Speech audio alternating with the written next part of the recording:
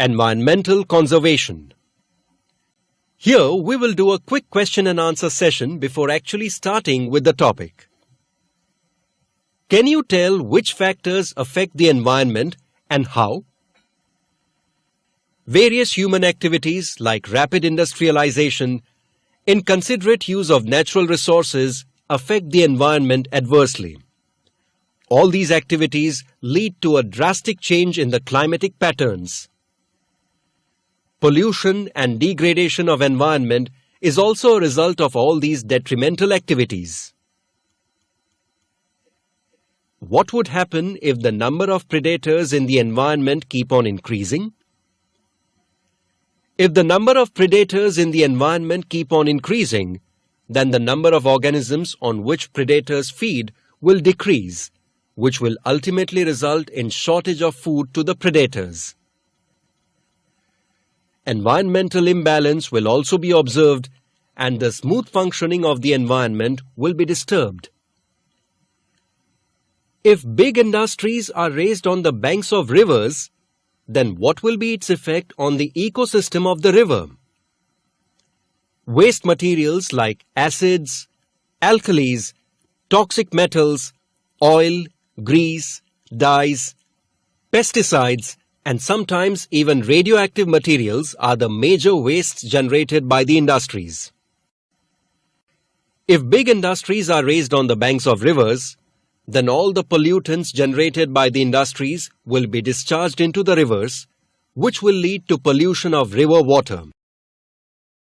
Water pollution will deteriorate the quality of water in the river and will also affect the aquatic life present inside the river adversely. Various natural and man-made factors have harmful effects on the environment. Due to this, the balance of the environment gets disturbed. It also has a direct impact on the existence of living organisms. Now, after studying so much about factors affecting the environment in our previous grades, can you name some of the natural and man-made factors affecting the environment? Natural disasters like earthquakes, forest fires, tsunami, floods, storms cause harm to the environment. Along with this, man-made factors like emission from industries, burning of fossil fuels, large-scale deforestation, improper disposal of waste, overhunting, etc. also have undesirable effects on the environment. Do you know that because of various natural and human activities, today we are facing several environmental issues? Environmental pollution is one of them. Generally, contamination of any material is its pollution. Unnecessary and unacceptable change in the surrounding environment due to natural events or human activities is called environmental pollution. In other words, direct or indirect changes in physical, chemical and biological properties of air, water and soil, which will be harmful to human and other living beings, is called environmental pollution. Population explosion, rapid industrialization, overuse of natural resources, deforestation, unplanned urbanization, etc. are some of the reasons responsible for environmental pollution. Come, let us discuss about this prime environmental issue in brief. Environmental pollution. We all know that the concept of pollution is a very broad concept to study. Man, and at times nature itself, is responsible for environmental pollution. When human activities are responsible for pollution, it is called man-made pollution. And when natural phenomena are responsible for pollution, it is called as natural pollution. You must have definitely studied about air, water and soil pollution in your previous grades, haven't you? Come, let us discuss about each of them in brief and complete the chart shown over here. air pollution. Carbon dioxide, carbon monoxide, hydrocarbons, sulfur, nitrogen oxides, hydrogen sulfides, dust, ash, etc. are some examples of air pollutants. Burning of fossil fuels and smoke released from the industries are the main sources of air pollution.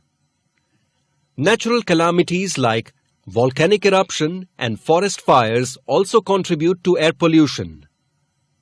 Air pollution has several undesirable effects on human beings, animals, plants, and also on the environment. It causes many health hazards in human beings. It also has adverse effects on animals. Inhalation of air contaminated with particulate matter may be dangerous for animals, as the particulate matter tends to accumulate in the body tissue of the animal. Stunted growth and yellowing or chlorosis of the leaf is usually observed in plants as an ill effect of air pollution. Air pollution also has a variety of environmental effects.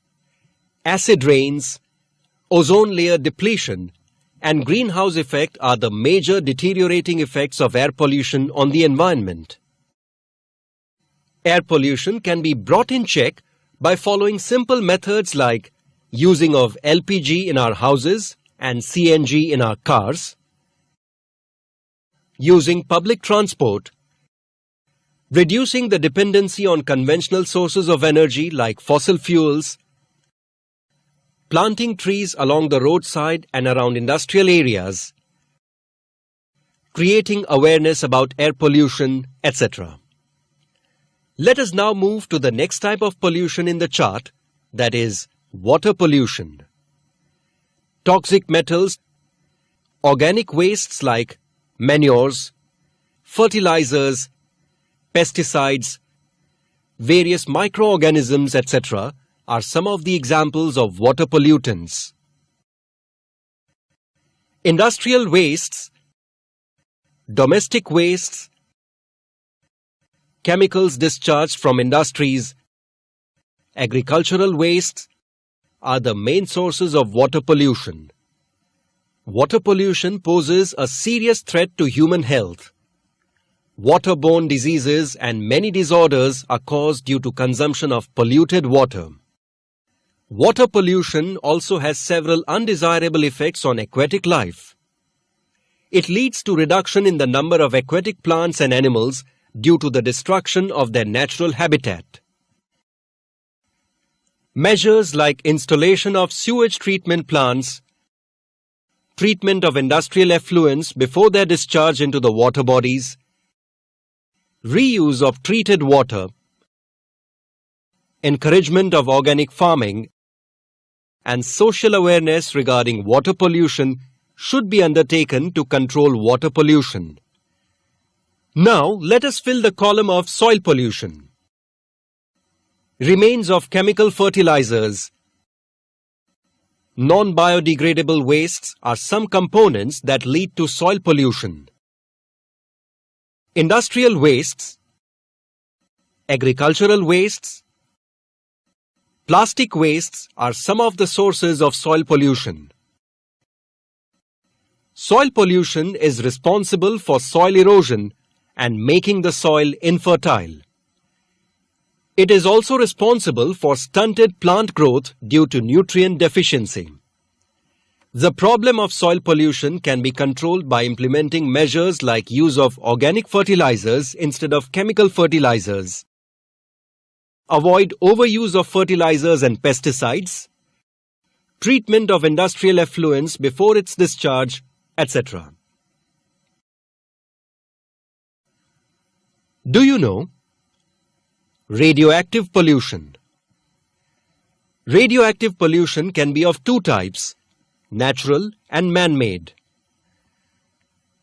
The ultraviolet rays and infrared rays come under the category of natural radiations, whereas X-rays and atomic rays emitted from atomic reactors can be categorized as man-made radiations. Chernobyl disaster, the Windscale fire, and the 3 Mile Island accident are 3 big world tragedies. These tragedies had long-term effect on thousands of people. Cancerous ulcers due to X-rays,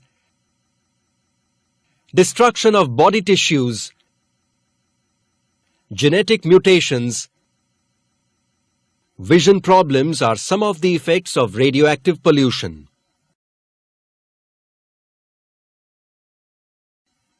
From all of this study about environmental pollution, it has become clear that environmental pollution is destroying our natural resources tremendously and is also deteriorating the quality of the environment. Various issues like increase in health hazards, increased risk of liability, environmental imbalance has risen due to increasing pollution. Therefore, to put a stop to all these problems, pollution control is a must.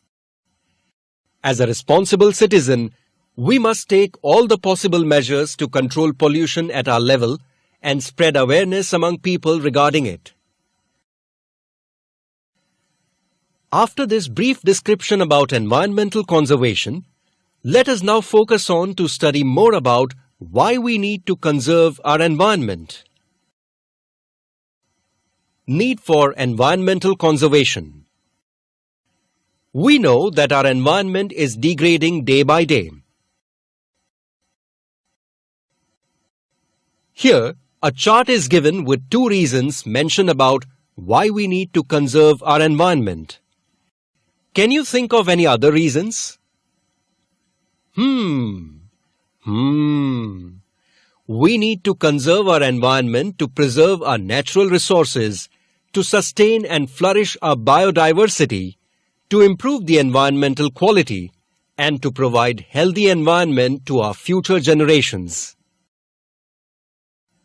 Generally, masses are not aware about the rules and regulations regarding environmental conservation. Active public participation is much needed when you think about conservation of environment.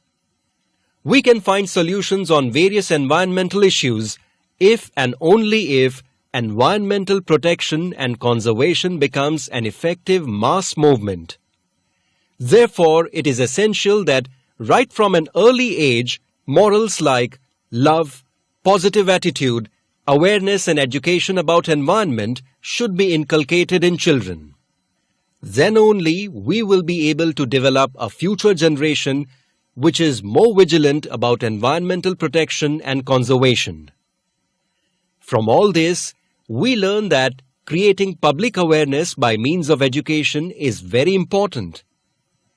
Today, every developed, developing, and underdeveloped nation worldwide has shouldered the responsibility of environmental protection. They have formulated policies and laws regarding environmental protection. In the past, in 1972, the first United Nations Organization Conference on Human Environment was held at Stockholm, in which discussions were carried about various problems affecting the environment. An organization called United Nations Environment Programme or UNEP was established in this conference. After this, later in India, a separate committee was formed for environmental management in the 4th Five-Year Plan.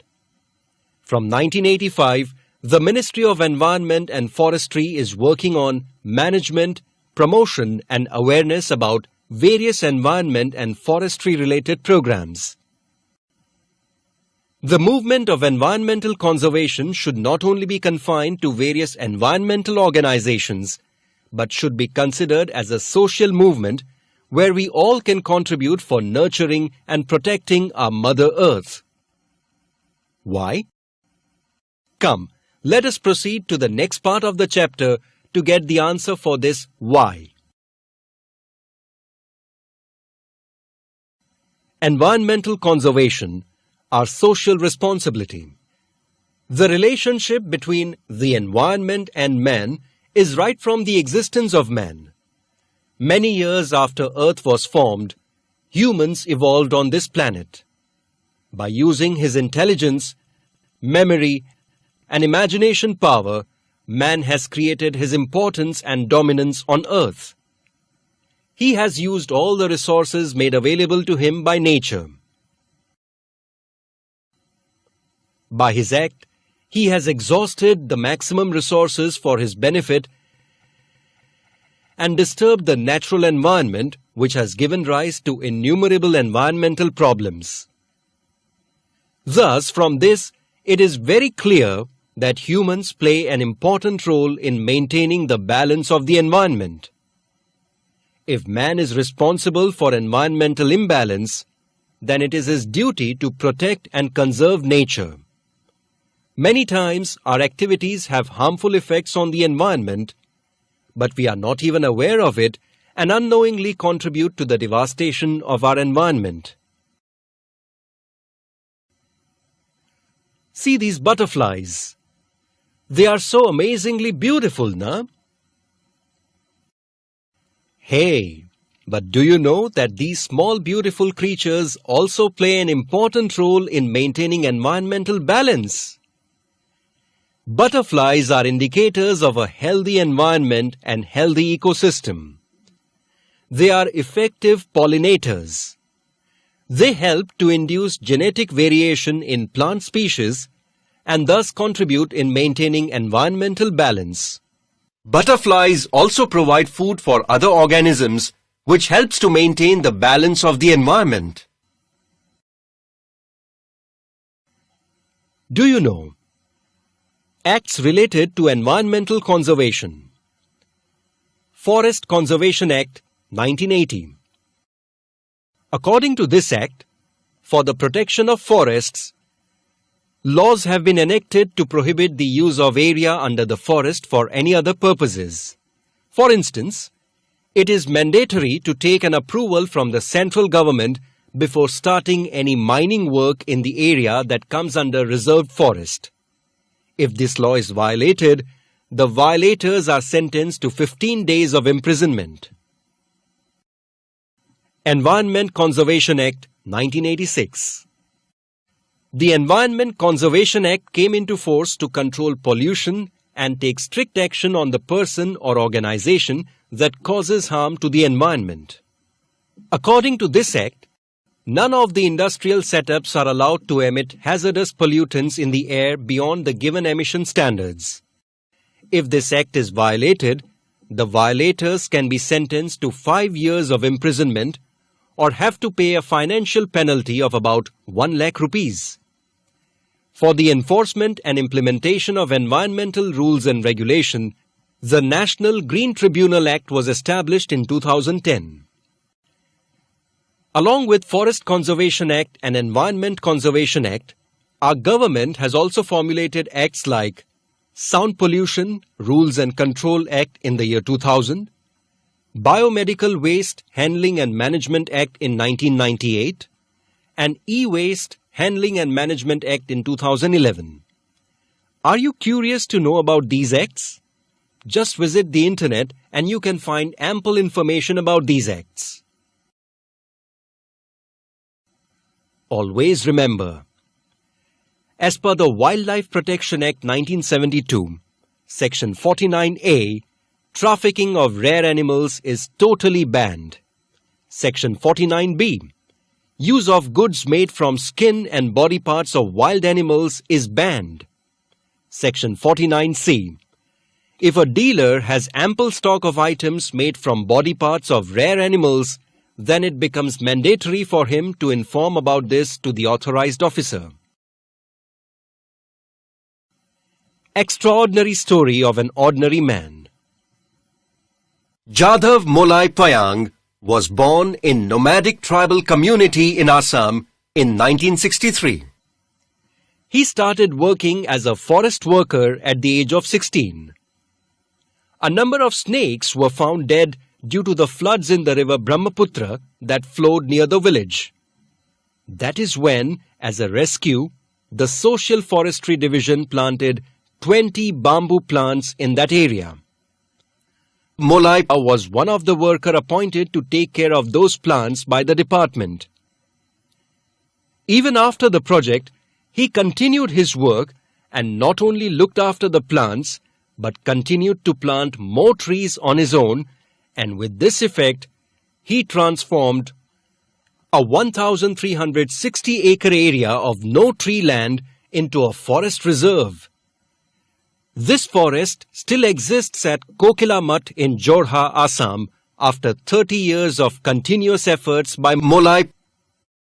Today, the forest is well known as Molai Forest after him. He was honored with a Padma Shri by the Government of India for his distinguished contribution. From this story, we have learned many people destroy the forest, but a single person, if determined, can establish a new forest. Till now, in this chapter, we have studied a lot about environmental conservation. Come, let us now move on to study about how environmental conservation and biodiversity are linked to each other.